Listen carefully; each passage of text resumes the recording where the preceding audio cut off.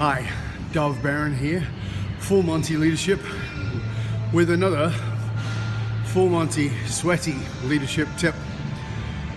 Is it actually possible to be too committed? It's a good question, right? I was just working out this morning thinking about that one. I live in a city called Vancouver, which is in Canada, Western Canada, beautiful place. And there's a rather famous restaurant here called Anton's. And back in the day, in the 90s, when I was on the 7,000 calorie a day diet, I used to go to Anton's. Anton's is pretty famous because they give you a bowl of pasta. Back in the days when I ate pasta, they gave you a bowl of pasta that was just ginormous. I mean, it was like massive. And it was kind of like, if you finished it, you got a round of applause. I mean, they would literally come out and all the servers would stand around and applaud you. That's how big it was. It was definitely large enough for 3 large meals in every serving.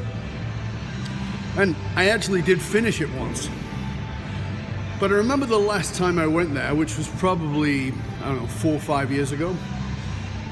Back sort of right at the end of me eating those kinds of things. And I went there and I had a meal, and you know, they brought it all out. It looked delicious, smelled fantastic. It was a pesto sauce. You could smell the basil and the garlic. It was so good.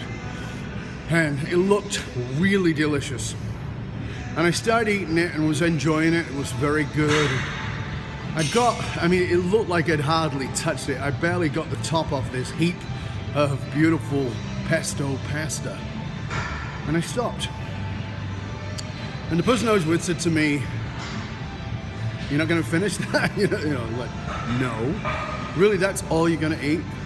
Yeah, I'm done. I'm complete. But you're not finished. And I said, no, you're right. There's a great deal of difference between complete and finished. Sometimes we overcommit to something. You know, people complain that they can't stay committed to things, but often I find that people are committed to the things that don't really matter. There's some sense of, I've got to do this, but it's got nothing to do with who they are or what they really want.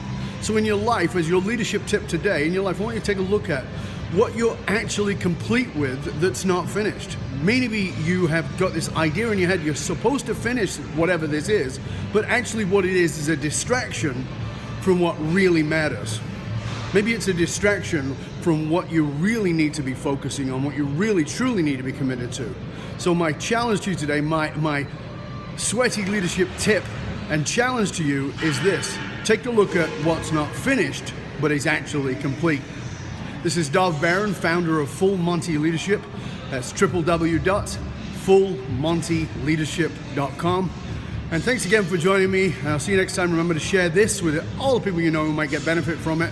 Until next time, my friend, stay curious, my friend. Stay curious.